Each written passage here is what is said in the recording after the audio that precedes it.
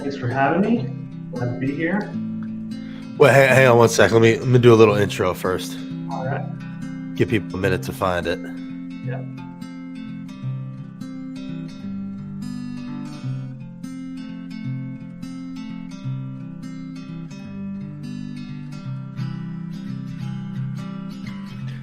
All right, come on in, everybody. Welcome back to the Holler. tnholler.com is where you can find us at the TN Holler on Twitter, Facebook, YouTube, all that good stuff. We also have hollers hollering all across the state. Thanks to your support, we really do appreciate it. Your small dollar monthly donations keep us going. Make it $10 a month or more, and you can get one of these sweet hats like the one I am wearing. Shout out to Elisa Parker. If you're buying or selling a home in Middle Tennessee, please consider doing it through her. And if you need a lawyer, Abby Rubenfeld is very supportive of us, so we appreciate their support, and we want to try to support them back. All right, today we are continuing this series that we've been doing of talking to candidates who are running for office here in Tennessee for State House and for Senate. And today we're talking to a State House candidate, Tyler Brasher, who is running in Nashville. Tyler, how are you today? I'm doing well today, Justin. Thanks so much for having me on. Really appreciate it. Look forward to our conversation. All right. Well, appreciate you joining. I guess let's start by asking the question that I've been asking everybody. Why did you decide to run for State House, and why now? Sure. Well, I've put down deep roots in my community here in Donaldson, Hermitage, and Old Hickory in District 60. My wife and I moved here in 2018. We really just fell in love with it and started getting plugged into the community here. And, she is currently pregnant with our second daughter. I've got a daughter as well already. Millie, she's 2. And, it's a terrifying state to have someone in your family who's pregnant right now. We have the highest maternal mortality rate in the country. Gun violence terrifies our schools every day. And Republicans are attacking public education in the state of Tennessee. So I want my daughters to have a better future than I had. And how could I not run with all the things that the Republicans are doing to attack everyday working families? So, well, obviously, yeah, very tense moments here in the country and in the state. A lot of this stuff has been going on for a while. We've seen a lot of protests up there at the Capitol. Have you been spending time at the Capitol? Have you gone up there and testified about some of this stuff or protested? Like, what's been your general level of involvement in the pushback and resistance to what's been going on here? Sure. I've been up to the Capitol a few times, not as much as others. I work a 9 to 5, so I'm kind of glued to my desk a lot of the times, but I usually have the Granicus player up right on my screen and watch the committee hearings and the sessions from the floor as often as I can. I've made it up there a handful of times, but otherwise I've gotten involved with the Davidson County Democratic Party. I'm on the executive committee there, and trying to put the work in on the ground to make sure that good Democrats get elected across the state to push back in a bigger way. The best thing we can do against Republicans is to run them out of office and to get Democrats elected in parts of the state that are currently held by Republicans. And so I think through the Davidson County Democratic Party, I'm able to do that. And I think just advocating, telling my friends, like making sure that people are informed. I come from a rural part of the state, and so I make it back there pretty often.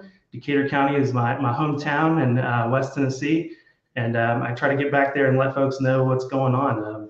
Republicans vote against and lead against their constituents' interests all the time, and I don't think that people really realize that. So I just try to get the word out in as many ways as I can. What do you think are the main issues that people are concerned about right now? What are you hearing from people as you run for the seat? Yeah. Gun violence is one, but I tell you, one of the 2 things I guess that we hear most often are infrastructure and the cost of living. So people just want basic government services. And what Tennessee has done over the last 14 years is send a bunch of Republicans up to the state house that don't believe in the state government. And so services flounder. People just want their roads paved. They want infrastructure. They want sidewalks, things that the state can help Metro Nashville government with. And just the cost of living. People are struggling out there. Prices have gone up and they feel it. And so as much as I can do to help push back against the grocery tax is one thing. We're one of 13 states in the country that has a grocery tax. We need to repeal that and just do things to take the focus back to working families in Tennessee again. Folks out there just want to live their lives and not think too much about the government. But of course, we have big issues like gun violence, education. Voters are worried that the voucher scam is coming back in the spring, and I have no doubt that it will. I'll be happy to push back on that as well if I'm elected. You mentioned gun violence. I'd be remiss I didn't mention that you do have a primary, and you're running against an African American woman who lost a son to gun violence. What would you tell people? Like, how would you pitch yourself as the right choice for this seat? Considering who you're up against in the primary, and how do you set yourself apart? Absolutely. I do have a primary opponent, Ms. Shondell Brooks. She's really great. And, if she wins the primary, I'll happily go out there and knock doors and make sure that she gets elected in this district. I think for me, I've put down roots in this community. I've gotten to know folks around the area and have those ties already from being around in the local organizations. I'm president of the Donaldson Hermitage Neighborhood Association, deeply involved with the Donaldson Hermitage Chamber of Commerce, serve on a couple of metro boards. And so I've kind of got the experience through the boards and know the neighbors and the community leaders that can help me on day one to get started making a difference for my community. That's good to hear you say that you guys will support each other, regardless of who comes out. I think that's probably what people are looking to hear now more than ever. Up at the Capitol, I've been up there a lot. It has been militarized by Speaker Sexton, Cameron Sexton. It feels less and less like a democracy here year after year. Do you have any thoughts on, the way that Cameron Sexton is running the Capitol, how he has cracked down on dissent, how he has these tickets now that you need to get into half the balcony? What are your thoughts on, Cameron Sexton and the way that he's handled things? Yeah, well, he's awful and needs to go.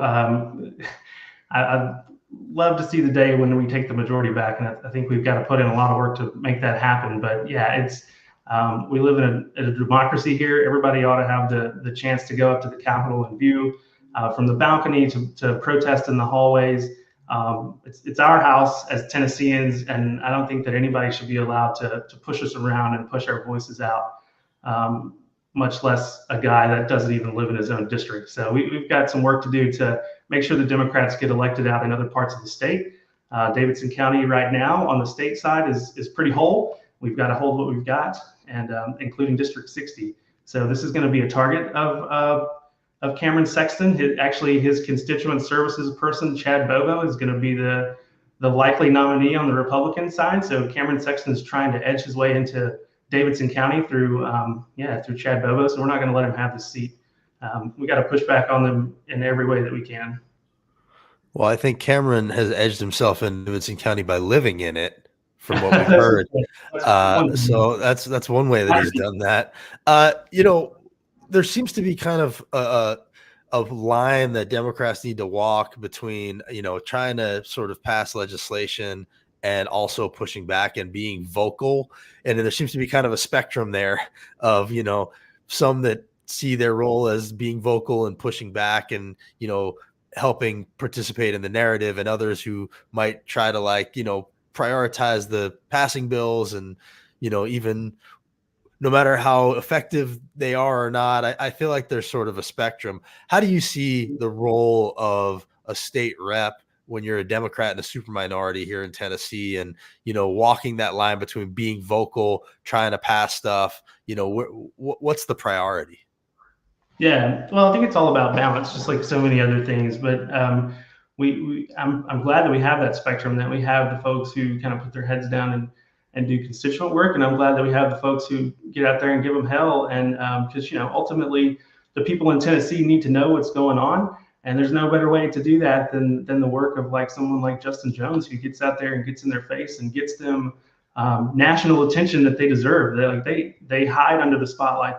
They don't want the rest of the country looking at us at Tennessee and putting a microscope on what they're doing as Republicans, as the supermajority. And so it really takes both. I would say for myself on that spectrum, probably somewhere in the middle. I mean, just somebody that it's not going to be my nature necessarily to go and just throw fireballs at everybody, but putting my head down and working without leaving our values at the door is crucial.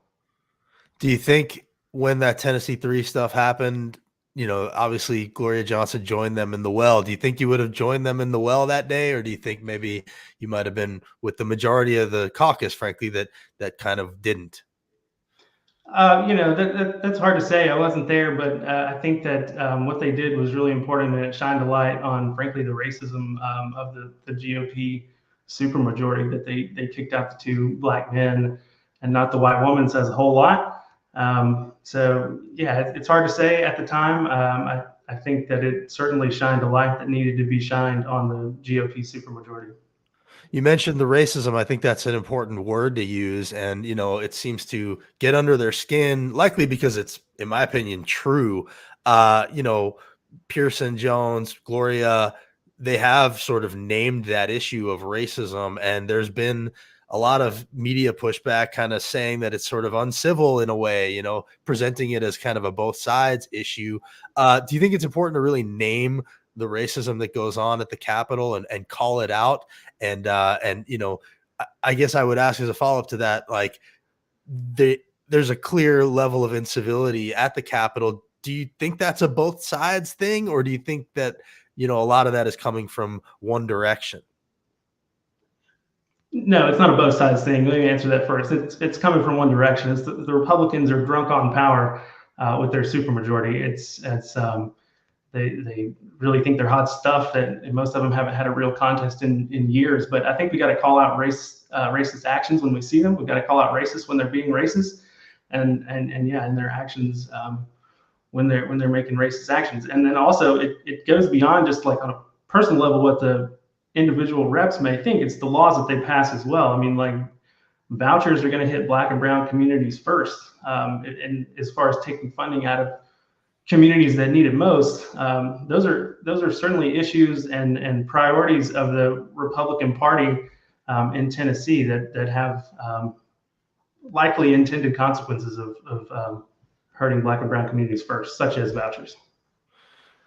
I agree with the voucher part of it. That's definitely going to hurt those communities first, and it's certainly going to be coming back, and it's going to take a real pushback from everybody. What else do you want people to know about you as a candidate? As I let you go here, I appreciate you jumping on, but what do you want people to know about you as a potential state rep? Yeah, well, I'm committed to working families first. The Democratic Party, I think, shines when they put the economic interests of working people first. We've got to get out there. We've got to repeal the grocery tax. We've got to start making improvements in our infrastructure. We have to work towards common sense gun legislation, and we have to restore women's reproductive rights. These are all just basics in Tennessee that the Republican supermajority has reversed or eroded over the last 14 years, or however long that they're too long that their majority has been in place. We've got to do what we can to push back against that. The best thing we can do is to hold the seats that we have, and so folks like Luis Mata and Allie Phillips and Allison Beal and Jesse Huseth can make inroads against and many others I'm sure that I'm forgetting, that can make inroads against the Republican supermajority over the next decade or so. And whatever I can do to help good Democrats get elected, I'm committed to doing that, and I'll certainly do my part if I'm elected. But I hope to really be a voice for all Democrats, or an advocate at least, to getting good Democrats elected across the state if I'm not nominated. I guess one last thing, I'm curious, how do you become a Democrat in Decatur County? You're born that way, I think. So I got some. I know a couple others that I think we know in common, but I'm just wondering how that happens. Sure thing. Well, the state used to be a little bit more purple than what it is today. And my grandfather was heavily involved in the local Democratic Party there. Shout out Robert Lynn. He's still on the election commission in Decatur County as a Democrat. And those folks in rural areas, they need our support. We can't just focus on Nashville. We need to get out there and start changing hearts and minds in the rural parts of the state too. I don't think a lot of frankly, the red voters out there realize how much that the Republican legislators are voting against their interests and frankly against their values. We have to inform them, and I think things will start to change. Tyler, thanks for coming on here. Appreciate it. Tyler for TN is the website. You can check out his campaign there. He does have a primary coming up August 1st. Good luck to you, man. And whoever comes out of that, I hope you guys stick to it and support each other. Yeah, we're going to work hard. All right. Take care. Thanks so much. You too. Tyler Brasher running in Nashville. TylerforTN.com. He does have a primary. We had Shondell on here a few weeks back, and we'll see what happens there. But everybody who's stepping up to run deserves credit. It's not an easy thing to do, and I did it once, and I won't be doing it again anytime soon. For those asking, but I do respect and appreciate that people are doing it. So again, check him out, TylerforTN.com. Keep following the holler, and we'll see you next time.